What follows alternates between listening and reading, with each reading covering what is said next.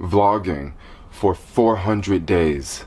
Let's talk about vlogging for a minute. Another day, another dollar with your homeboy Jermaine, and getting this vlog started off. This vlog is going to be a little bit different than my normal setup. I'm usually running around the city doing deliveries or some sort of random job, but today I'm just going to talk about episode 400 because as you can tell from the title of this video, this is vlog number 400, and I just want to talk about this journey of vlogging every day and creating daily content every day. And let's just chit chat about it for a second. Now, I started daily vlogging about 400 vlogs ago, and it's been a lot of fun for the most part. It's definitely not easy. When I first started, I was making sort of like random vlogs, and then people were commenting on them quite a bit, and I was thinking, okay, people are watching them, maybe I should continue to make them like back to back to back. We're making a video like every single day. For the most part, it's a lot of fun. It can be really tricky editing video and also filming video all the time, especially on certain days. Certain days, like I have more time, I have more free time to edit. Other days, like I'm meeting up with friends or I'm going to a party, that sort of thing. I kind of want to sleep in late the next day. Daily vlogging can definitely like tie into that.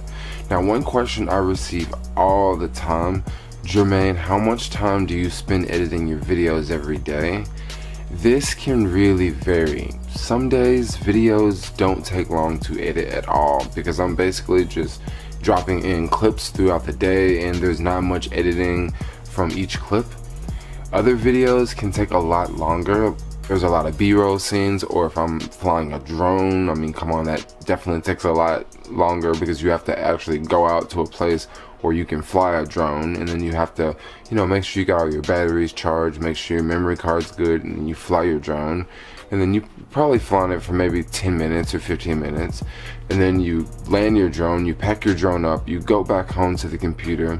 And then once you sit down in front of the computer, now you go through all the drone footage and you take your 15 minutes of footage and you shrink that down to about 30 seconds of footage.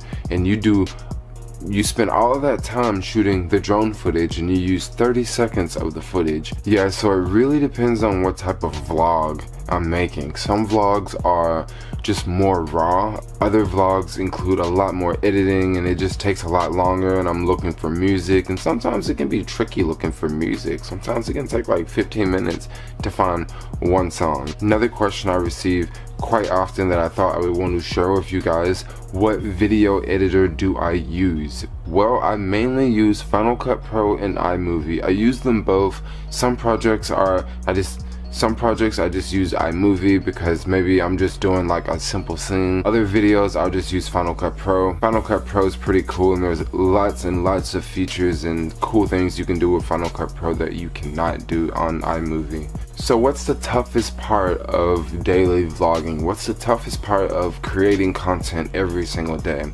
Well, I would say the toughest part will be more of the editing and the more of the uploading process is really tough for me. For the most part, I don't find filming difficult because I really like filming and I usually always have a camera in my hand.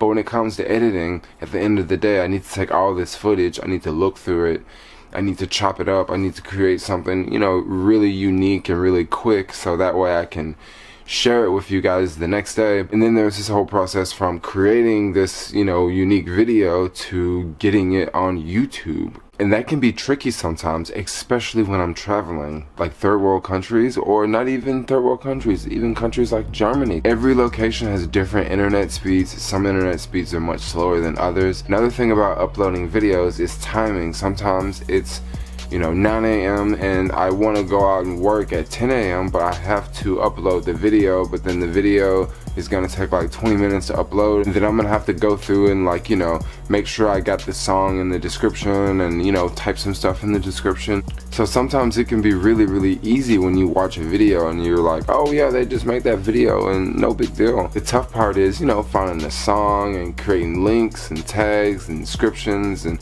all that stuff every single day, like simultaneously every single day. Now there are a few shortcuts that YouTubers use, but usually I like to switch up everything. I always like to remember the older vlogs, and when they first started off, I was using an iPad, and what I would do All the videos are filmed in my car, by the way. Back then I would put the iPad up on the stern wheel and I would just talk using the front facing camera. That worked out very, very good for a while, and then I just stepped it up. I stepped up to GoPros, and then from GoPros I went to mirrorless camera here, and now I am just a camera freak. In majority of my videos I shoot on this LX10. This is a Lumix. I really like this one. 4K is a big thing. Before, I wasn't filming things in 4K. Now almost every single video is in 4K. I'm even going to the extremes of making, you know, even the Robin Hood videos, some of those are in 4K, which is kind of like, it's overkill. No one really needs to watch a Robin Hood video in 4K. But I don't know, when you're the creator, you can do that. You create those rules. Yo, Jermaine, what's your favorite vlog? 24 hours in South Korea. That was one of my most favorite vlogs I've created recently. I really, really liked that vlog just because when I woke up that morning, I had this idea of creating a completely different video. And you know how life happens sometimes. You know, life happens and everything changes, and I was rushing on the way to the airport, and the vlog just started off just like it did, and I really liked it, and it's just one of my most favorite vlogs. I'll definitely leave a link in the description down below or up here or somewhere around. Look for it. But yeah, it's one of my most favorite vlogs I've created. Yo, Jermaine, so how long are you gonna keep making vlogs for? And that's a good question. I was thinking about that one quite a bit about a month ago. I was thinking, okay, how much longer can I do this? Because this is getting tough, but at the same time, I know people really appreciate it, and a lot of people love my content. From watching my content, you can learn all sorts of things about the sharing economy and all sorts of random places that I travel to and sort of the experiences that I go through there. I mean, it's a great resource for people who, you know, want to join the sharing economy, or someone who's wants to travel the world. It means a lot to me when I see that I'm making a difference in someone else's life. Like when I see comments like, Jermaine, thank you for that recipe. I'm allergic to dairy and I just tried this recipe and it's really, really awesome. Or messages like, your vegan food looks so good. I thought vegans just only ate salads. And you know, of course that's not true. Daily vlogging is an art where you share a bit of your life with people who are willing to watch it, and that's one reason why I continue to make daily vlogs, because I know people like it. It's great content and people want to see it. So you're thinking about becoming a daily vlogger? I mean, I think it's a great time to be a daily vlogger. Now, daily vlogging can be a little tough because when you make vlogs, it's not like making a how-to video. Usually when you make a how-to video, like how to bake a cake or how to drive a car, or, well, not really how to drive a car, but you know, how to repair a cell phone, those videos, they rank differently. They rank, it's like easier to rank a how-to video because you can just talk about what your video is about, how to fix this, how to do this, how to do that. Now on vlogs, on the other hand, vlogs are a little bit trickier to rank just because vlogs, you're doing like different things. Like you may go to the grocery store, you may come home and cook, you may go for a bike ride, you may go walk your dog. You're doing like all sorts of random stuff, so it's kind of hard to really rank the video. Also in how-to videos, chances are you're probably saying the title in the video a couple times. Usually in vlogs, a lot of times vloggers name the video after they've already created the video based on what happened in the video. However, some vloggers, whenever they go out vlogging, they already have a name, a title, they already have this figured out, so when they make their video, they can, you know, say those names in their videos a couple times, and this sort of helps the video rank. But vlogs are really hard to rank, like in search, just because, like, you know, you're just doing like random stuff. So if you think you got what it takes, I mean, I think you should go for it. I mean, you got to get used to this lifestyle of where you're walking around with a camera in your hand like, yeah, what's up? Yeah, what's going on? Yeah, what's going on? But after a while, it gets really, really easy.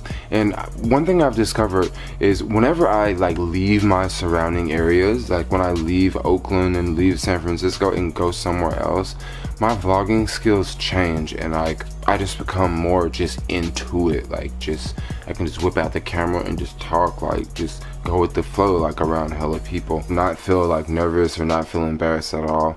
And it also really depends on what you're talking about too, because certain things you may not want to talk about around certain people, like in public. that can sort of draw like unwanted attention, or if you're talking about something that's like really interesting, that can also make your vlog better, because now these other people are doing crazy things in the background. When I first started daily vlogging, I'm talking about like literally walking around with a camera, not with the, you know, the iPad and the steering wheel in the car. It took me a minute to sort of get used to it. It took me a minute to get used to, you know, talking to myself in public. And one thing I think that's really funny, whenever I'm out vlogging in public and people do stuff in the background, like, I actually like it. Like, I think it's kind of cool just because it sticks out. It's kind of unique. Like, people do it all the time. I'm like walking down steps and people are like, yo, what up? Or I'm just walking down the street and people are like, you know, they just get all crazy, like photo bombing. I can't believe this is vlog 400. Like, I've already made it to 400 vlogs. Like, that's a lot of daily videos. That's a lot of daily videos. That's a lot of daily content. I think I'm gonna get ready to end this video. Yeah, that was vlog 400. 400 vlogs down. That's crazy. That's a lot of vlogging. I mean, that's a lot of cameras. That's a lot of everything. That's a lot of me talking. That's a lot of YouTube uploading. That's a lot of creating tags. That's a lot of it all. But anyway, thanks a lot for watching. It's been a fun road, and I'm definitely gonna continue to pump out videos. Thanks a lot for watching. Like, comment, subscribe. Peace.